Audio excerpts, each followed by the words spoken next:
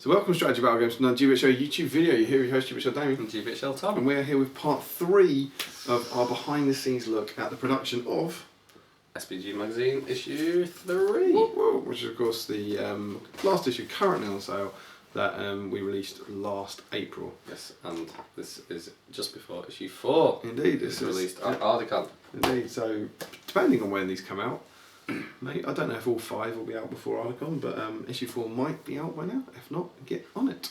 So at the end of the last video, we'd just completed the photo shoot. We managed to get all the photos in at the right time and make sure they were all ready, and we had everything we needed. And so after this next video, there's actually only, I think, clips from 3 different days on this, but it takes place over the 6 weeks after that, essentially. So there's a 10-week period between the photos being taken and when we needed to get the magazine finished, and this is the next 6 weeks of that. Yes, indeed. And there are also, so at the start of this one, there's going to be an interview with one of the contributors, and also an odd spoiler for issue 4. Indeed. Because there was something that was going to be in issue 3, then it was going to be in issue 4. I don't even know, are we thinking about it being in 3 or 4 during the I don't footage? think we actually say. I can't remember what point we're actually at with it, but basically we needed a photo taken. Yeah. And we know it's going to be on the cover of something, but basically, as you all now know, issue 4 is part 2 of our trip to Dol Guldur. And this was at the point where we didn't know if we were going to have a second Dol Guldur, or we were actually going to have like a half-size issue. And we thought that the photo, you'll see a lot of kind of this photo being taken, one photo kind of remotely, and that was originally going to be the cover of issue 4, I believe, or of issue 3.5 or whatever it was. And it didn't quite make it out, but it is in issue 4. Yes. The finished picture is in there as a nice big glamour shot, but it didn't make it onto the cover, which is, again, hopefully a fairly interesting thing to show you the kind of lengths that we go to get something that then ends up not being on the cover and not being used in the way we intended it to. Yeah. And you'll also see the start of our editing process as we work on a few bits and bobs. Yeah. So yeah, we hope you enjoy part 3. And so here we are with Mr. Dave Fredericks out of the blue. So like your GBHL historians can figure out what day we recorded this, but it is the 16th February. It is. Something like that. 16th of February. So Dave, of course, your contributions this issue was sculpting a Necromancer, which you will have seen. I think you saw us unbox it when it first arrived, and you saw it in the back wrap. And we have the man himself here to have a little chat about it. What we don't have is a Necromancer. No. We've got loads of stuff here, but the Necromancer is still in Ainho at Jim's place at the studio. Yeah. I'm going to take one more photo of it. So give us your experience. How did this come up? How did it start? Well, you and Tom, I think you sent me a message on Facebook, and it basically, you said we want a Necromancer model, and I was like, well, there's already a Necromancer model. What? And you're like, no, we want one like the film. I was like, well, isn't that just like a big ball of smoke? Yes, exactly. That's exactly what we want. We said yes, please. I thought, how am I going to do that? It's also because you said you've written this in your article for issue 3 that you put something like the Azog was a relatively easy challenge, and we're like, all right, no. Well, it was. Yeah. If you thought that was easy, let's give him. It was easy because there was a picture of you posed how you wanted to be. Yep. But when you said, we want a Necromancer, here's a picture, and it was just like this wispy. Was it the screen grab? Yeah, kind of. So we're going for big cloud with. We're going for the bit in Desolation of Smaug, really, when he's kind of fighting Gandalf. The idea would be that it'd have like Gribblies coming out. Good. This is also all over Facebook, so it wasn't even. I can't even do that. It wasn't even chatting, going like bits coming out. In a text message, it's hard to pick up on little things. Yeah. Well, we want to reaching out away from them all. Okay. But then we also wanted it to have something of Sauron in the middle. Yeah, but we want it kind of man-shaped, but not man-shaped. It's like, what? Yeah, so you want to look like Sauron? Yeah, well, we don't not necessarily like Sauron. Yeah, like Sauron, but not Sauron. Yeah. I want it to have sort of no shape, just like the outline of a man, perhaps. With like the smoky, wispy bits coming out. And I was like, I'm not following you. And you didn't ask for a photo this time, though. You imagine me trying to pose like. No, I thought there was no point asking for a photo. And did we send you?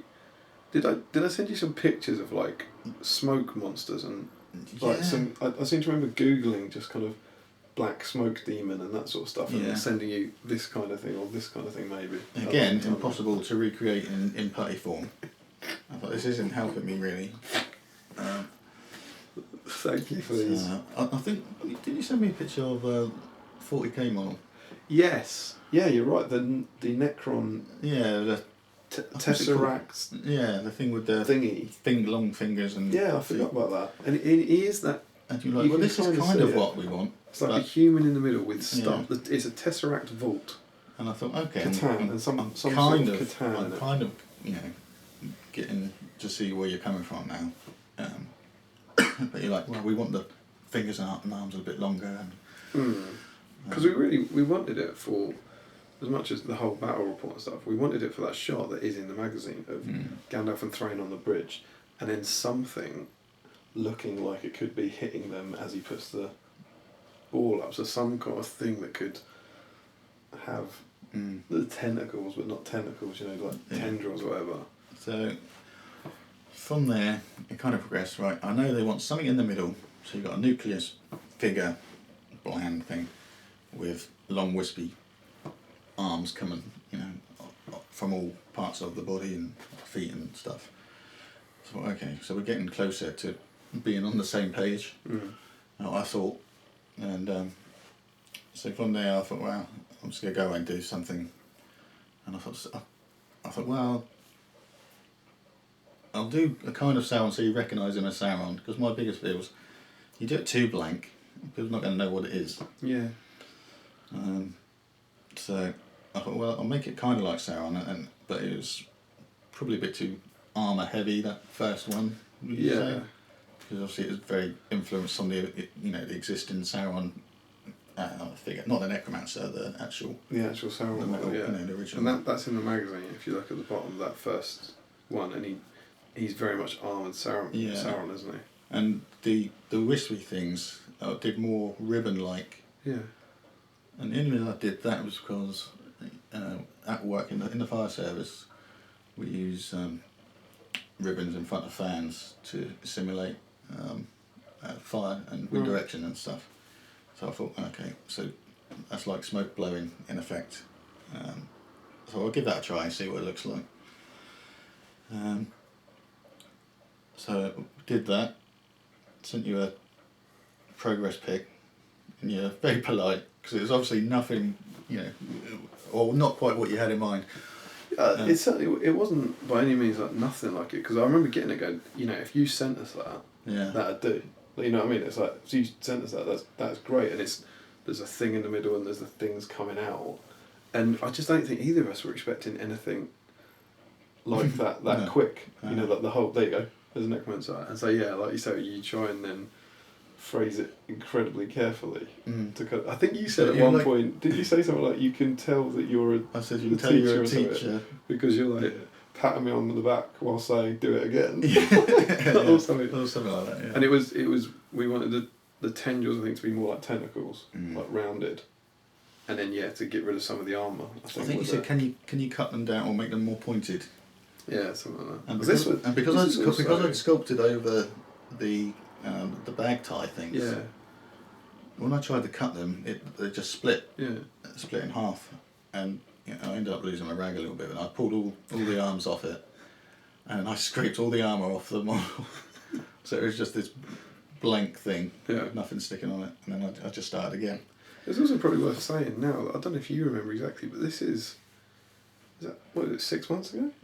Yeah, it was last October, September, something, yeah. Because I know you were doing it we've had the Necromancer. I don't know if, as I said, you've probably, depending on what happens in this video, you've probably about 20 minutes ago seen me unboxing the Necromancer. Yeah, whenever that was sent I to think us. it might have been earlier than that, because it went to Kev afterwards. Yeah. And I think we bashed it out for October. We've had it for a long time. Because you wanted it originally for Christmas. Yeah. You were going for a Christmas release. Yeah. And obviously, one thing and another, that didn't happen. But so this is quite bizarre now to be talking about this, like. Yeah, because it was a long time ago, and obviously we're doing other stuff. Aren't we? Or are we? I don't know. But so I was struggling with the concept, even though we kind of knew what we wanted. Because I was worried that it was just going to look like. You said a pit of snakes, didn't you? At one point, you were worried it would look like a pit of snakes. Yeah, like a mannequin had fallen in a pit of snakes. That's what I was worried about. Because it just looked like all these cylindrical tentacles with a blank figure in the middle. I was like, I'm not sure if this is going to work. But we persevered. I took the helmet. I took the spikes off the helmet. Kind of left the face guard.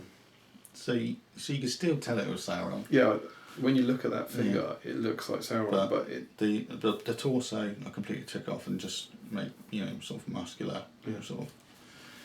And then obviously the legs finished it with the tentacle things, as did the arms, and we had tentacles coming out the side and from the back, so it was an overload of tentacles. But even then, I thought this is still missing something, because it just looks like a figure with a load of sausages hanging out with spaghetti. So I had to flesh it out a little bit with some, well, not cloth, but just to pad out that middle bit. You put little bits at the back. Yeah, so it was quite thin, and that's kind of how we finished up with it. But then again, there was nothing in between, as memory serves. I think you just then went, all right, I'll have another go. Leave it with me, yeah. And you sent that through, and we were like, I remember getting it going, like, that's it. I mean, that's not the thing in my head, because the thing in my head is a weird smoke demon, but that's, as the clay representation of the thing in the head. It's always hard when you're trying to sculpt something that's in someone else's imagination, and you've got not a lot of, it's hard to get the concept art for it. Yeah. So you can only do what your best interpretation of what the person is telling you, or feedback from them. You knew we wanted it on a flying base as well, so that was another design consideration. It has to be supported by that. Flying base was simple enough. So that it could kind of float above the other models as well, which I think came out really well. Because it's got a huge rod, hasn't it? Yeah. That's gone up. It goes right through the core of the body. Yeah. To extra support. It's pinned. And I remember when I got it and I unwrapped it, and I was literally like, every bit, I was like, this thing is going to snap. Every one of these is going to snap off. This thing must be the most fragile model I've ever had on a cavalry base. And we haven't been chucking it around, but it's actually really sturdy. Yeah. It feels very pretty solid. Like, solid, which I don't think you'd think necessarily. Yeah, but I know Kev had fun painting it. Yeah, because of how intricate, it's such a busy model as you get closer to the body. Because everything's overlapping and snaking in each other. So. I remember chatting to him about the colour scheme, and he was like, first off, so the whole thing's going to be fire, right? And we were like, no, it needs to be black. A lot of it needs to be black. He was like, black, just black. I was like, yeah, but in the middle, go nuts. Because I think I undercoated it for him. I think I primed it black for him to speed things up a bit. Yeah. And he said, yeah, I just want it black. He said, oh, it is black. So, but I think he did a great job on it, yeah. Yeah, it was kind of subtle, and then sort of coming out from the middle. I did think he did a cracking job. And we're also, I've got no idea if we've said this before, but if we have, I'll edit one of them out. We'd asked him to do a display base to go on a 60mm base, like that fit there, and because he's meant to be on a 40mm, and Kev said, "Can I do it on a 60mm to make it fit?" I'm like, "Yeah, you can do it on a 60mm." We posted him a 60mm base, and literally, but he's out. I've got the base. I'm going to get started today. The next thing was the thing you've seen unboxed and that's in the magazine. He was like, "It's bigger than a 60mm." That was it. There was nothing in between that. It's bigger than 60mm. He was like, "It's going to be bigger than 60mm." He sent this photo, and it was like, and you've got it, the Necromancer wasn't on it, so you had no scale. I was like, "Well, how big's that?" And then you notice the hole at the top, just for the 40mm base. I was like, it's a huge pyramid. It's not a display base. It's a board. It is a mini board. But it was another awesome bonus of it. So do you like it? Are you happy with it? I'm still not convinced, you know. It's a different model at the end of the day. And I'm not sure if I'd have done it quite the same way for myself, but as long as you're happy with it. Yeah, it was great. I think it works in the battle report. And seeing the photos now, I think it really kind of comes together. It's a very different kind of take on the Necromancer, I think. Yeah, I'm sure the readers will either love it or hate it. It's going to be one of those type models. Yeah. And like, no, that's terrible. Yeah, I thought you said you could sculpt figures. So, this is just a guy in a pit of snakes. Yeah. But obviously then you'll be thrilled when lots of people go, well, hopefully some people you'll be like you and absolutely love it, so we'll see. So that is the Necromancer, who's a major part of the issues on the cover, and he's a major player in the bat rep. And as you've seen, actually you don't know the result, so I won't tell you what happens. But yeah, he's a major part of the issue 3. So Dave, thank you again, very much appreciated. You've made a huge impact on the issue. I was happy to be a part of it. I think we can all agree it's a wonderful issue, and look forward to further ones. Excellent. Cheers, man. Okay. So here we are with something a bit different. You've probably noticed a drop in or a change in camera quality, and that's because I'm currently recording this on my phone. This wasn't something we were particularly intending to film as part of the behind the scenes, but we decided to give it a go on the cuff because it might be quite good fun. So it's currently Sunday. It is the 6th of March. So it's been a good few weeks since the bat rep, which might have been the last time we filmed something. I can't remember. And we've been getting stuff together and kind of working on the project as and when we can. But what we're doing today is something a bit balmy, which is Tom's actually over at Jim's house at the studio trying to get one more photo, which may or may not be in issue 3 actually, as it turns out, because I think we've mentioned Matt's wounded Gandalf before this point, and that's now finished and been delivered. So whilst the scenery's still over at the studio, Tom's been doing that photo, and obviously I'm actually at my parents' house today, and so Tom's been kind of leading that with Jim kind of remotely and sending stuff over for kind of my opinions, I guess, to check we're on the same page. And so it's, as I said, Sunday 6th. I'm watching the tennis at the moment. It's the Davis Cup, the last match of that. So I've been kind of watching this while Tom's been sending pictures and bits and stuff over it, and I'll show you kind of what we've been working on now. So here is how things started this morning when I sent Tom this.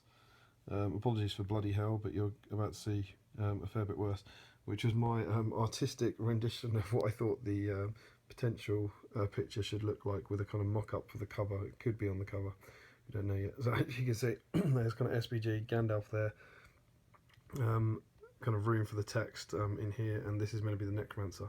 So that's kind of what I sent Tom, and then I tried to give him as much kind of help with it as possible.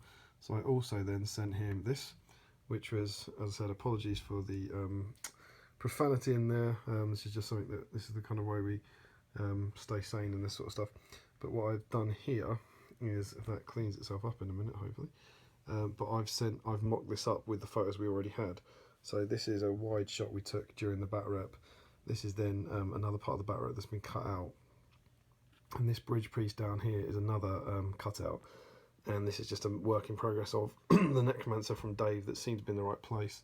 So I just kind of really, really roughly mocked this up to show Tom the kind of angle that I was thinking of that he could hopefully try and replicate.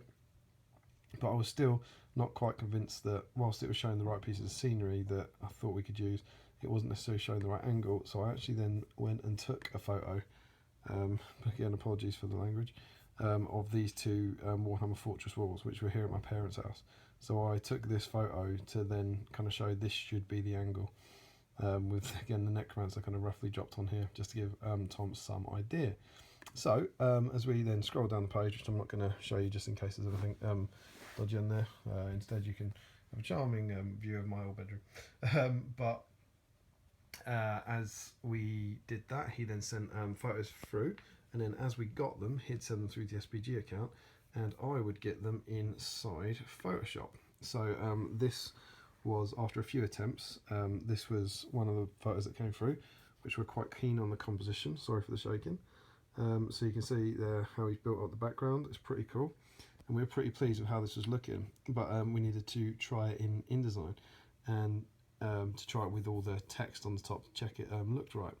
And one of the things I did before that is, as you can see, it's potentially quite hard to, because there's a very deep depth of focus in this, it's kind of hard to make the Necromancer out from the kind of background stuff here, and we'd ideally want this kind of blurred, but the problem is you struggle with the actual photo blurring this.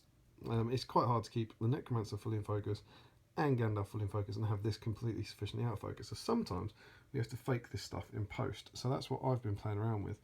And so if you can see over here, I've been working in Photoshop at the moment with a kind of technique called a layer mask. So I've actually got two layers here. You can hopefully see I've got the picture sitting on top of the picture. Here I've actually got the picture twice, but one of them essentially has this hole in it. And so I'll show you what happens if I just turn off this bottom layer here. This happens, yeah? So there's actually this big hole in it. Now this is certainly not the final version of what you'll see, but it gives you an idea of how it's working. So if I turn that back on, you can see that there's this big hole in this image, and behind it is another copy of the image. And you might be wondering quite why I would do that. It's because what I can now do is on this bottom layer here, I've put a blur on it, which you can't, is obviously turned off at the moment.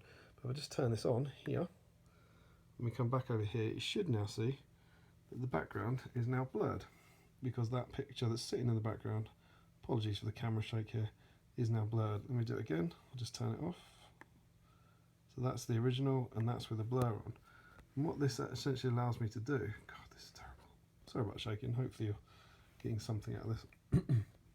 What this allows me to do is, with the blur turned on, I can use this slider. Let's just bring this over here so we see it. And I can use this slider to change the amount of blur. So I can drag this along and the picture gets more blurred, see? The background gets more blurred, and I can drag it back, becomes less blurred, and eventually it'll be completely in focus. So what we can use this for is essentially blur the background as we go, and kind of find the point where you kind of lose the detail of the background, so the foreground is the focus, but you can still kind of see it, and it's probably going to end up being somewhere around that kind of level, we think, something like that. So we click OK, and then when that's all right, we can then drop it into InDesign. So I'll pop over here to InDesign, and there is that picture dropped in at the moment with the kind of text sitting over the top of it. So we've got that all just sitting over there, and that would be how that picture would look on the cover of SBG.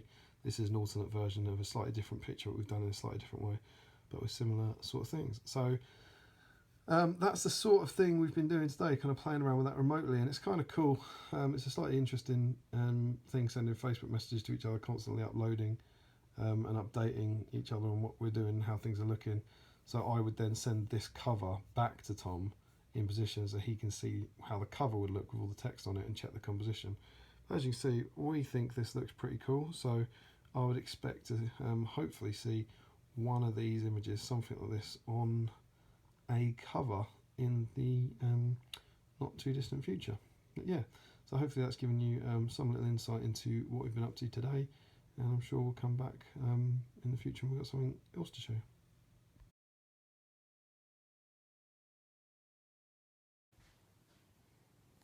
Okay, so we've just taken the front cover, and as you can see, there was a lot more to this shot than you first saw in the actual picture.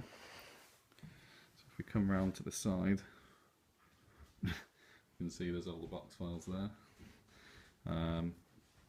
All these grey bits piled up, stairs. All of this just to block the background, and then a book there to raise this bit up. So an awful lot just so that I'm trying to get where the camera was, but the camera was somewhere more like here. But yeah, it actually looks like this bit is at the same level as this bit in the shot, but you can see it's miles above, so it's quite crazy how the camera angle can make this that's a lot higher look like the same height as that.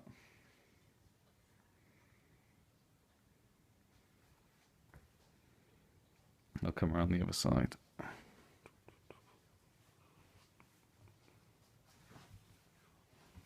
jolting because the camera is in the way. There we go.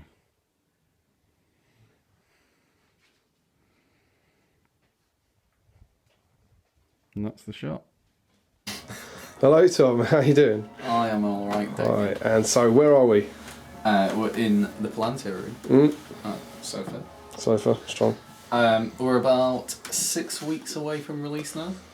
Yes. 4 weeks. 4 weeks. Sunday the 13th It's 4 of weeks. March. Yes, 4 weeks until we send the magazine to the printers.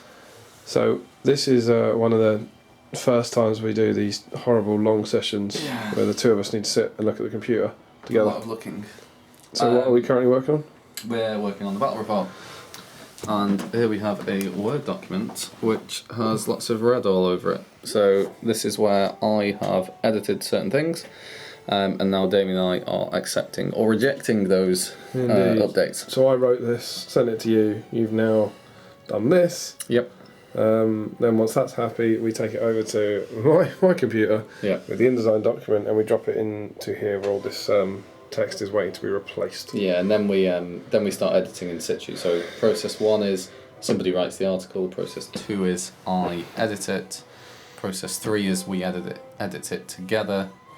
Process 4 is we then start editing in situ, because then things like you end up shortening sentences to spacing and such. Fit things. For example, if it was here, we would probably, in this little paragraph here with Dol Guldur, try to get rid of Dol Guldur. We would probably do something less random than this, but make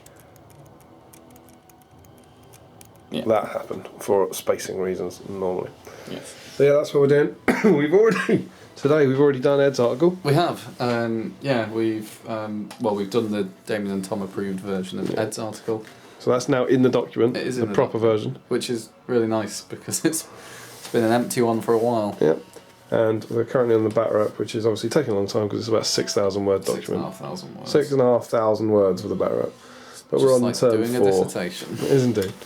But yeah, that's what we're doing tonight, and we're going to carry on playing on that. And it is 5 to 11 on Sunday night, and hopefully we'll get this done tonight. Wish us well. Hello, Damien. Hello, Thomas. How are we doing? We're doing alright. We're doing pretty good. You look tired. I think I've changed the glasses since last time we filmed. The contacts have come out. So what are we doing at the moment? Well, it is currently 1:15. 1:15 in the morning. No. What? We don't stay up that late doing work, do we? No. And we're still working on the batter up, but we have moved computers because we have finished kind of approving that stuff together. Indeed.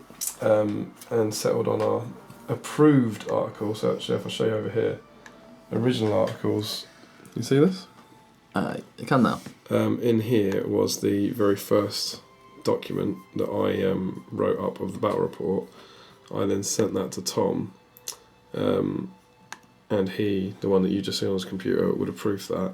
And then that final one that's come back is now in the approved articles, and it is there, issue 3 bat rep. So that's the kind of final document that we work on. That then gets dropped into the InDesign document here. It does indeed. And so what we are now doing is dropping the real text in. Excitement. This is actually crazy excitement. Yeah, it won't be in exactly the place you see it, but this is the version of the text that you will be reading. Yeah. And as you can see, what I'm currently doing is we have these sort of sentences that say, "The Shadow Lord all attempted to cast italics sap will," and so what we now do is we go through deleting italics, grabbing this and italicizing it. And to the untrained viewer, why have we bothered writing italics rather than putting it in italics? Because SBG has a house style for its body text, so all the space between the lines, the weight of the text and everything is set at certain parameters. So if you put the italics in the article and then copy and paste it into it, it won't take it across because it applies the parameters of the style in InDesign. Yes. So this is currently the way that we found works quite nicely for us. Yes. You've got to shout italics so that we don't miss it. Indeed. And so I'm just going to finish off live for you this page, this turn. As you can see, we're currently working on turn 4. Yeah. And you'll now see what happens is at turn 4, let's just zoom out of this page, comes down here, and then gets to this bit. So I should zoom in so they can see that. Yeah. So this bit clearly doesn't go here, as we clearly want turn 5 to start here. So what we now need to do, even though I said we'd finished the document, is in this view, we will now be deleting words and changing it so that this will jump up. And I can tell you the first place we will start is here, because we have one little line here with ring wraith. And just to give you an example, if I was to delete this, let me show them this line up here. Yep. As long as ring wraith goes from here, when I delete it, that then pops down to here. Yep. So that's the sort of thing we'll do. We'll now be going through this paragraph and looking for one word that we can delete to bring that up. Yep. And so I imagine by the time you get, I'm almost certain by the time you get this magazine, turn 5 will start there. We've also done some work on the boxes. Yeah, we've been doing that. Little Spears and Nazgul probably in its final state now. And we've done these pages. So there's but it's not to say they won't change at all, but this is now very close to what you're probably seeing. And these pages. And then the battle report here. Yes, indeed. Yeah. Very good. So that's what we've been doing. And it's quite satisfying seeing the final version of it come together, but takes a long time. Takes a lot of time. What time did we start today? You got here at 5:30. 5:30. Probably started around 6. We had dinner for about half an hour, so maybe 7 o'clock. So we've been doing 6 hours tonight on it. Yeah. But it's good. It's come together. All right. Signing off for now. All right, we're back sooner than expected. We're going to show you the sort of horror that we have to go through. This is what will happen. We've just tried this and horror and disgust. Yeah. So as we said, we're trying to get rid of these lines, and we're trying to nudge this ring wraith word up. And one thing I don't know if you can see, we said this turn the elf gained the upper hand, and that should be time. So that shouldn't have, seeing as turn and time are the same, that shouldn't have any impact. But remember, we're trying to save space here. So I'm going to delete the word turn and just replace it with time. T-I-M and just a little e. And look, now there are more words down here. Why is that? Why is that? That's a disaster. So now we're trying to say 4 words, which is horrible. And obviously, because time is a slightly longer word than turn, it bumps the elf down to the next line, which all bumps this. So then we thought we can save this with the Lord of the West up here and changing this to Elf Lord. So we're going to get rid of this. You see, as we delete Lord of the West, you can now see by deleting Lord of the West, we've got rid of one line, which is what we were trying to do. So this is good. So now we've just got to fill Elf Lord into this gap. So here we go. E. Yes, we're alright. I might need to zoom out. Okay. Oh yeah, well what we want is for the hot pursuit to not drop onto the next line. We're okay, capital L, we're okay. O, we're okay. R, we're okay. We're going to do it. D. Disaster. I'm zoomed in too much. It's just your eyes. Angry eyes. And this is basically what will now happen. This is what the next 4 weeks will be for us. Changing these kind of things to get everything to look and fit with that kind of agonising decision. So you might want to go and check your copy of issue 3 to see quite how this paragraph turned out. Was he Lord of the West? Was he Elf Lord? What else do we get rid of? But that's the sort of thing that we're doing. So there we go. That was the kind of first 6 weeks of the sort of 10-week gap between the back rep and the print deadline, essentially. Yeah, and hopefully some interesting insights on the Necromancer and its creation. Absolutely, from Dave. And I hope you kind of enjoyed that really weird shaky cam footage of what was going on and how we were working on that picture remotely. That picture didn't end up on the cover at all. No. So there we go. That's the end of part 3. Yes. Confusing us. Join us next time when we'll be looking at the 3-week period. It's where it gets really intense with the editing before the print deadline. And join us for that, and there'll be a lot of there'll be less and less of people doing anything and lots more of people sitting staring at computers. But hopefully that's still mildly interesting. So we'll see you then. Until then, don't forget to comment, like, share and subscribe. Support your host by clicking on the links below. Follow us on Twitter and like us on Facebook. Support your hobby. And happy strategy battle game.